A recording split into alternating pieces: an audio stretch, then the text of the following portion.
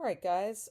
For today, which is what you guys should be working on Monday, work on your episode outlines. So you guys have some resources that you should have read over before watching this on episode outlines and some general writing tips and really some directing tips too. It's just some good stuff to think about both from the animation and the cinema television perspectives of looking at each other's worlds and how they both can inform and enhance each other.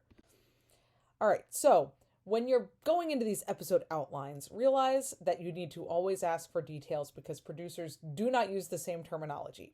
Outline, treatment, synopsis, they may use those terms interchangeably and to mean different things. So ask just how many pages are you looking for? Would you like it to be written in bullets or in paragraphs? Ask those questions if you're asked for things. So for you guys, with me as the producer for your pitch Bibles, let's be very clear on what I'm looking for. If you're doing an episodic series for your pitch Bible, 6 to 24, average of 10, so bare minimum of 6, don't give me more than 24. Episode outlines, an overview of the show arc, and springboards. I'll go into the difference in those two a little bit more. It has to do with if you're doing a narrative arc series or if you're doing something that's truly episodic. Each one should be a paragraph max. Think of it as a short synopsis for the episode or the springboard of what could launch the episode. This is not the full synopsis.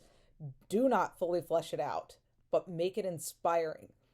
If somebody reads this, they want to say, ooh, I want to see that episode. Don't tell them everything in it.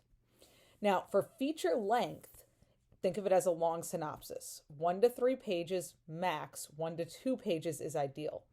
You've got to give them the basic beats of the story. Do not hold back. Don't leave it with, you'll have to see the film to see what happens. That's not the place for this long synopsis. This tells what happens. Do not worry about spoilers.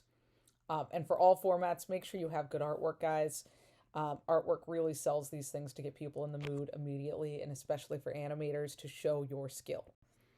Okay, so for a narrative episode arc, be careful to not get tempted in the rabbit hole of going into individual scenes or dialogue. This is the big picture. If you start quoting anybody and giving dialogue or talking about in this scene and in that scene, you will run out of time. You don't want to show we have the entire thing totally mapped out. This is to give the overall scope. So you might, if you do have big arcs, think about Ted Lasso and Breaking Bad. These are series that were written with definitive start and end points, or I know Ted Lasso was. I think Breaking Bad was also written with that arc. But either way, it had a definitive arc. There was an ending to the series. There is no, now this could go on. But whatever your arc is, you may want to give, if there is a big narrative arc, a sense of that scope.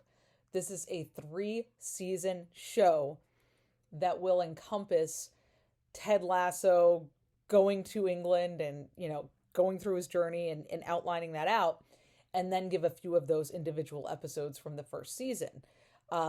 So that's what you want to think about if you're doing a true narrative arc series. Think about the beginning, middle, and end of the entire series or the entire season.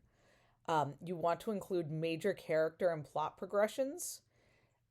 Don't go into the weeds. You're talking 50 to 100 words per episode. So give it a title, 50 to 100 words. That's it. Just make sure you give the big picture of the narrative arc of the show and something people can get an understanding for how these work.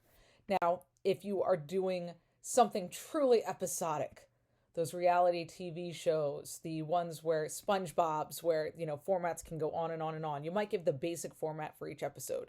So I wrote in 2 minutes a basic format for the X-Files. An unexplainable event will happen and be assigned to Scully and Mulder to investigate. They will travel to a location, conduct an investigation, including interviews, and make a conclusion about the unexplained incident. Each unexplained incident will give Mulder more evidence for extraterrestrial life. That was me not having watched X-Files in a decade, going off of memory of what the basic format of each episode of the show was. Even though there is an overall narrative arc, it was episodic. Most reality TV is exceptionally episodic. Car X gets restored. This person gets eliminated from the island. Naked and Afraid, we send two people to go survive alone with nothing.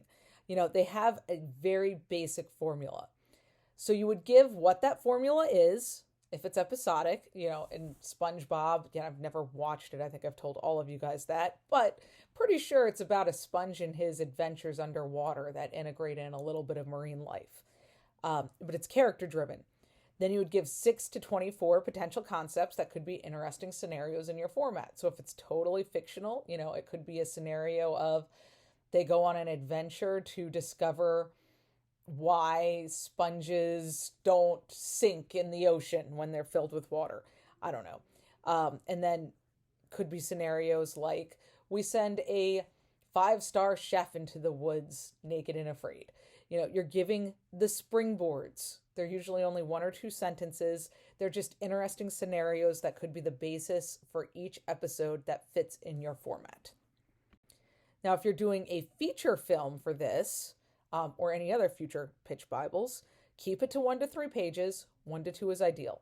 Again, don't hold back. This is not the point to say, and there's so much more. There's so many more surprises along the way. No, you're not giving every single detail, but you got to give them beginning, middle, and the end. Make sure you cover the basics, like who your protagonist is, what the conflict is, the setting, the tone, the big picture of the story. This is not the time to say we have secrets that you're going to have to watch the film to see.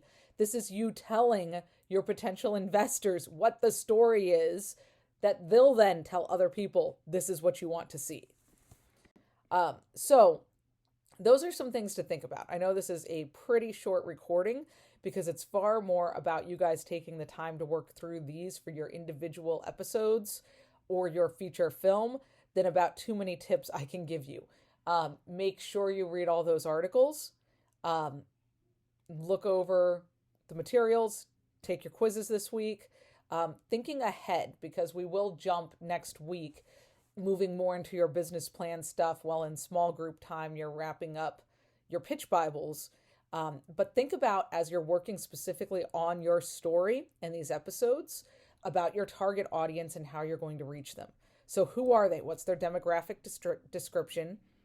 What kind of distribution models work for them? How are they watching things? How potentially profitable is your project? Is this a demographic that spends a lot of money? Are they people who go to movies or to see shows? Is this the kind of show that Netflix is looking for right now? And then you're going to match that up with what's the scope of the production, right? Because if you are doing something that just cannot be done on under a $5 million budget and a 6-month production, but there's no way you're going to raise those funds, now might be the time that you might want to adjust your story down. We're not really going to do that because you guys are going to, shoot for the moon for class project of what you want to do. But something you're going to be looking at is you want to make sure that the scope of production, the time and money that go into it, will match up with the potential consumers for it, because this is, after all, a business. All right, guys, enjoy working on your episode outlines, springboards, or act outlines, and I look forward to seeing what you guys come up with.